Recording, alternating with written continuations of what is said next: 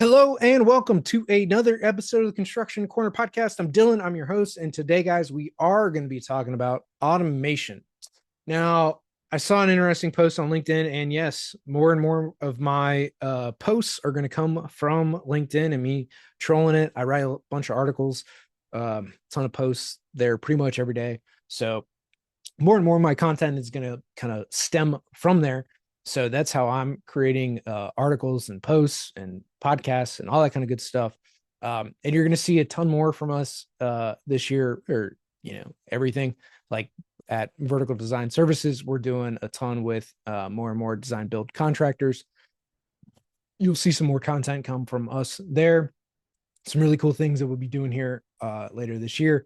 And then on the Cowabunga Studio side and automation, we've got some cool announcements that we'll be talking about here shortly. But today, again, talking about automation. The post that kind of triggered this was within the automation and AI realm, you talk about, reducing people or eliminating people. And like I kind of heated and upset about, if there's an industry that's talking about removing people, that you shouldn't go to work in that industry. And it begs some very interesting questions that I think we should talk about and go through in depth. So with this and kind of with the post and article that I've written about this is like, look, when you talk about automation and AI, those are two very different things. AI is something that's self-learning, self replicating in a way. Like automation is basically if this, then do that, and that's pretty much what AI is today for the most part. Just very, very big trees of if-then statements. And then able to kind of interpret, what you're saying and regurgitate things back to you and give images, and that kind of stuff. But it's basically big if-thens, and then able to, interpolate that out to like images or Word documents or sales letters or anything like that, right? So data in, hey, here's the top performings of these. It, should look like this, right? Like it's just big if-then statements, not, there's no real general intelligence today that's accessible to the public that I know of. Anyway, so next is on to like the people question. But really in all of this, the things that and how I frame a lot of this stuff is I'm asking questions within the topics that I talk about, within the podcasts that I release, within all the things that I put out, because I want you guys to ultimately think for yourself too. Like this shouldn't just be Dylan and Dylan's opinion. I'm going to give it to you, but I want to also ask questions throughout these podcasts, through the articles that I write, through the posts that I create, because again, you need to form your own opinion around some of this stuff and not just mindlessly follow somebody's deal on the internet, even if that is mine, right? Like you've got to be able to think for yourself to formulate your own opinion, have your own answers, your own rebuttals for all this kind of stuff. And unfortunately, a lot of people just don't. So here we go, right? First question is, do you use AI or not? And then the deeper question to that is, do you know you're using AI or not, right? Or automation or not? And I'm just going to use AI and automation interchangeably in here. So just as we move forward, understand that. So really, there are many veins for this question. Do you use automation of any kind? And what do you define as automation, right? Or AI? What are you for? What are you against? And again, do you mindlessly parrot the words someone on the internet has given you that you're vehemently against automation and AI, and you cannot conceivably think of it, or it is the greatest thing ever and we should use all of it, and please give me more automation. So there's a lot of automations in AI that have been around for a long time that we use and we don't even think about it. So ATM, automated teller machine, right? Don't even think about that. The automated checkout at the grocery store, the automatic email responders, right? Automated email responders to say that you're out of office or on vacation or whatever. Or I'm just not responding to email anymore and contact Susie. because she'll take care of you, right? Whatever that is. There's a lot of automations that we have.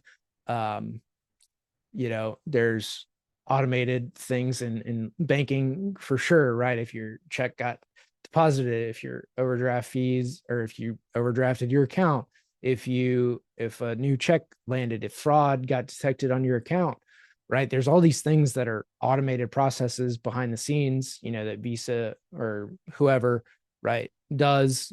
And then you get a call saying, hey, somebody hacked your card, right? That's an automated process. And then, they shoot you an email or call you or whatever to say, hey, your shit's been hacked. Go get a new card. So there's scheduling assistance to book a meeting that has all your calendar that somebody can see all the times, and then automatically sends all the calendar invites and books the meeting, right? All that stuff is automatic. So we all use automation in some way, shape, or form. It's done in everything that we pretty much do. And then even to your cars, right? You've got the little alarm that says if you don't plug in your seatbelt, it's going to beep at you, right? If you're backing up and you're close to hitting something, sound an alarm. If you depart from a lane, vibrate the seat and pull the wheel back over. If you turn on automatic driving, keep the car between the lanes and drive ahead of you. If you have that annoying adaptive cruise control, right? If the person in front of you brakes, then you brake, and you're going to keep this distance from that car, right? All those things are automations of some sort, right? Some intelligence built into the tools that we're using. And it's even like in, this podcast, I upload it to a site and then it automatically distributes it out to all the other sites, iTunes, Spotify, Google, the 7-8 podcast sites. And then it automatically pushes it to your phone so that you can listen to it, right? There's automations and intelligence and a lot of the things that we use. And so like being vehemently against it is just a very dumb position to hold, because you use it all day, all the time, without maybe even realizing it, right? If you send any of those big blast emails, that is an automation, right? To send it to your 1,000-person or 10 million or however big your list is of people, it automatically sends all those emails out in batches and whatever. So it doesn't, put risk against your domain.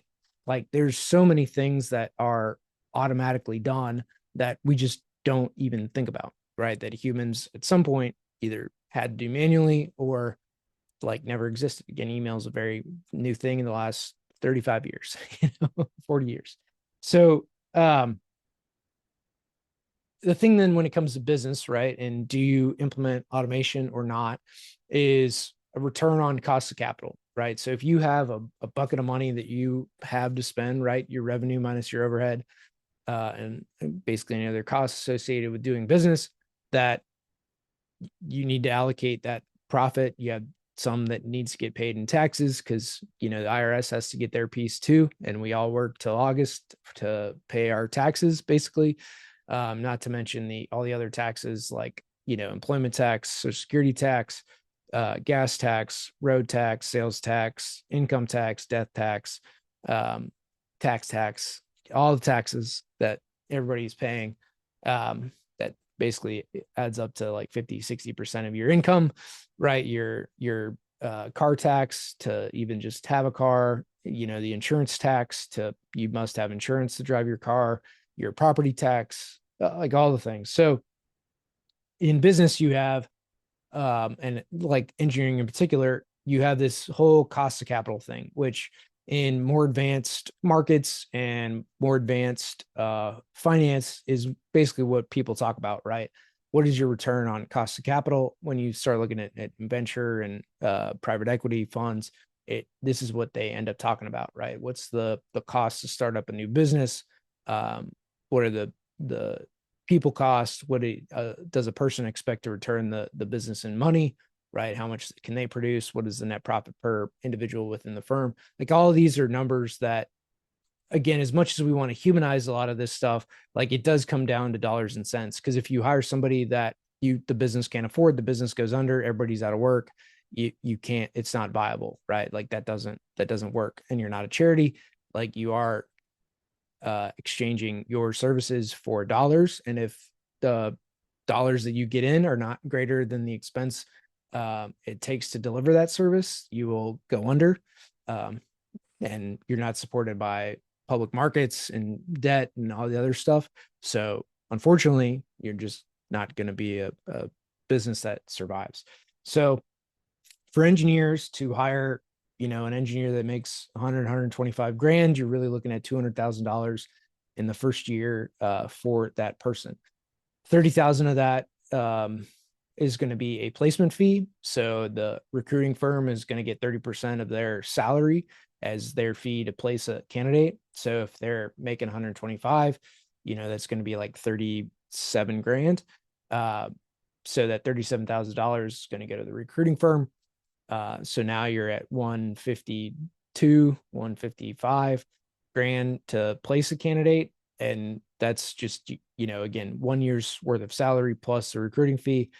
Then you're going to have to potentially relocate them. That might be another 10 or 15 grand. You're going to need to buy them a laptop, all their, supplies basically to have a seat in your office. And then you're paying rent for that person as well. So they're, the cost for them to have a desk, computer, all that basically adds up. And then on top of their salary, you have benefits. So whatever their health insurance premiums are, which is probably another 15 to 20 grand a year. Any retirement matches that you put in there. So you're really looking at like 200 grand for that person to join your firm for a year. So when you look at that, that's a huge cost that the firm has to basically pretty much guarantee that they're going to be able to make money on that individual, even if they do just stay for a year. So the business needs to think about that return on capital. And is hiring a new person worth it? Or do you look at, improving the productivity of your team by 20, 30, 40, 50% and doing that? And can you do that with some tools and some automation to ultimately make them more productive, right? That's ultimately what you're looking about, is what if everybody had a scheduling tool and you use scheduling assist or somebody to help coordinate that, and admin help to do that, a person you already have, and that takes 20 minutes out of everybody's schedule for every meeting that they have, and they have a meeting a week. What does that ultimately look like, right? Like you start to stack this stuff up, or hey, we just remove all recurring meetings, or we only have a daily stand up for the team, and then project meetings are booked for everybody on Thursdays so that we maximize the productivity the other 4 days of the week for everybody so that they can pound out projects. Like there's ways to do this to where you can increase productivity 20, 30, 40%, 50%, just with the people you have, right? This takes different systems, processes, but ultimately it's doable. And so the thing that you might be wondering is like, well, how is this actually doable? Is it doable? What does that look like? And the question too comes down to like, is this physically impossible, right? Is there laws of physics preventing us from doubling productivity? What are the things that we would need to put in place to double productivity? Would it cost us more to double productivity than add a person, right? Like adding a person, pulls 40 hours off, but if you have a team of 4, right, and you were able to improve them 25%, right, that's 10 hours per times 4, there's your extra 40 hours. So if you can improve productivity by 25% with a 4-person team, that's a equivalent of adding a person, right? 200 grand. But if you could do that for 50 grand, you just saved 150 grand on year 1 of that person, right? So it's simple math like this that really makes a huge difference in what you're able to do as a firm, and then effectively deploy capital to make the business more profitable, which means that people can get paid more because they're more productive. They do more in the same amount of time. And that's ultimately what you're looking to do through your team.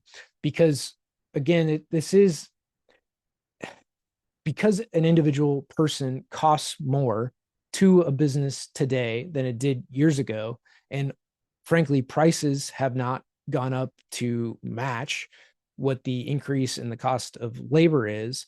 You're stuck with each individual person doing more projects to ultimately get the same constant dollar value out at the end, right? So 20 years ago, we got paid effectively the same amount in projects. The expense of a person was less, right? Their salaries, overhead, all the insurance costs, like all the other stuff that most people don't see on their paycheck was considerably less. So therefore, a company had more profit, more margin that they had to work with. Taxes were less, all the other stuff was less 20 years ago.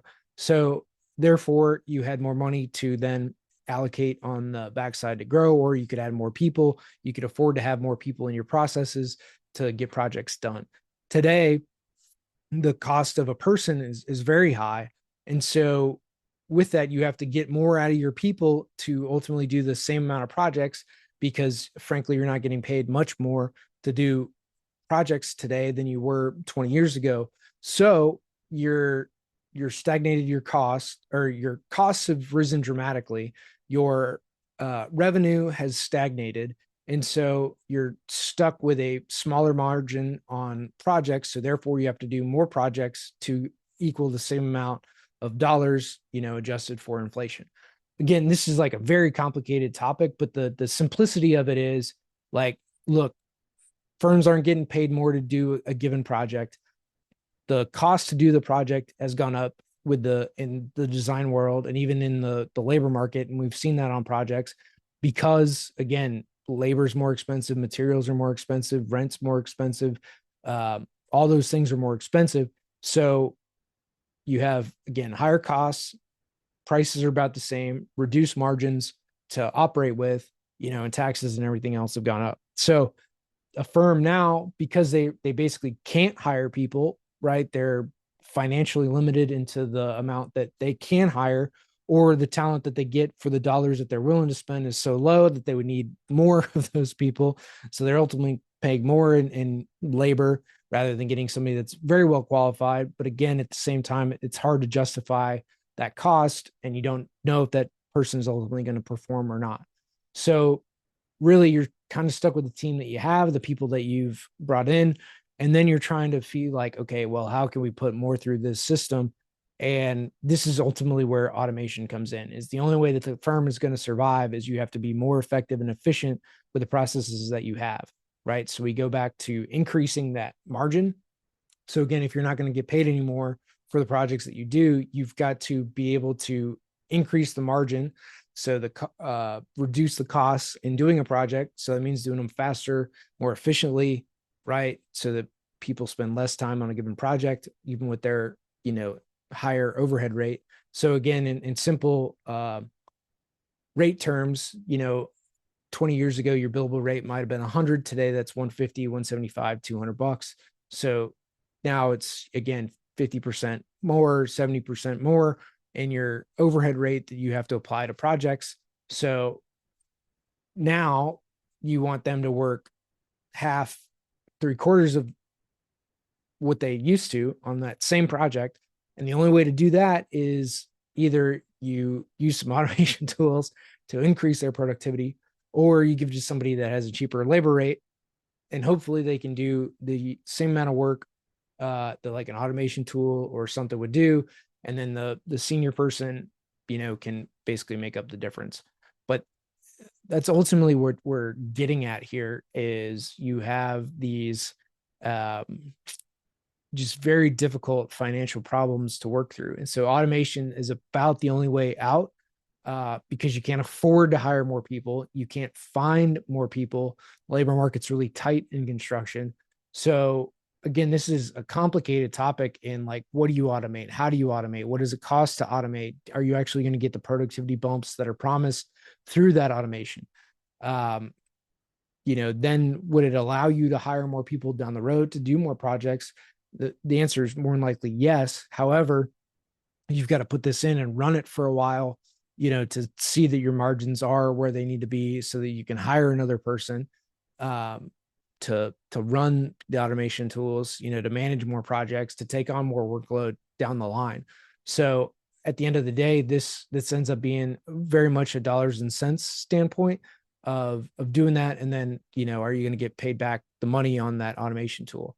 So like for Cowabunga Studios and all the automation tools that we have, you're basically augmenting a person. So for every person that you give the tool to, if you in trying it and the numbers that you come up with are saying that, hey, we can increase productivity 25, 30, 40%, 50%, whatever it is, in your mind for that. Let's just say it's 30%. Well, so now whatever it costs for a person, and if you want to use that full $200,000 number, then you're looking at like 65 grand, right? 180, 195, 100, well, so $67,000 to is a third in productivity. So you could effectively, put 67 grand towards it. Or if you just took their, salary of 125 and times 0.3, so you're looking at 40 grand worth of tools to basically improve their productivity. So anything under 40 grand is break even or really plus margin on that deal. So like for our productivity pack, if you paid 10 grand for that person to add 30% productivity, so 125 plus 40, so it's $160,000 worth of person right now that you paid an extra 10 for. So you're plus 30 grand on that person in productivity value per year, not to mention what they could actually produce in revenue. So, or just say that they added a third of a person, and your annual revenue that you can generate per person would be 400 grand. So now you're looking at 130 grand per person in additional net revenue that you're able to bring into the firm because of automation tools. That's another way to look at it as well. So again, however you slice this, like you're gonna make money on automation so long as you use the tools, you put them to use, and you think through these systems. And again, increasing your margin. That's the bottom line here. We want to increase the margin on each and every one of our projects. The only way to do that is to get more efficient. The only way to get more efficient, unfortunately, today, or fortunately for Cowabunga Studios, but we've been at this a long time before automation was a thing, is that you're going to have to use automation tools to increase your margins on projects, to ultimately get more throughput, to ultimately go after and do more projects because you have the marketing dollars to do so now, to again continue that cycle of do more projects, hire more people, grow the firm, become better, all that kind of stuff. So automation is about the only way that you can increase your margins moving forward. And however you want to do that, right? There's a ton of tools out there for simple scheduling or email writing, or Revit automation is obviously our specialty at Cowabunga Studios. So however you want to go about this, you're going to have to use automation tools to improve your workflows. Same on the construction side, you're going to have to use automation of some sort, whether that's automated, land clearing, bulldozers, skid steers, all that kind of stuff, robotics and doing some of that, job site walk dogs, things like that, to really up your productivity levels across jobs, is all the stuff that you've got to look at to really boost your margins. So start to implement and use technology in your workflows and processes so that you're then able to increase your margins, make more money, pay your people more, do more projects, and ultimately hire more people. So that's the loop that you want to be on. But to do that, you need to start with good margins. So implement automation in your workflows and you'll be richer for it. That, my friends, is this episode of the Construction Corner podcast. Until next time.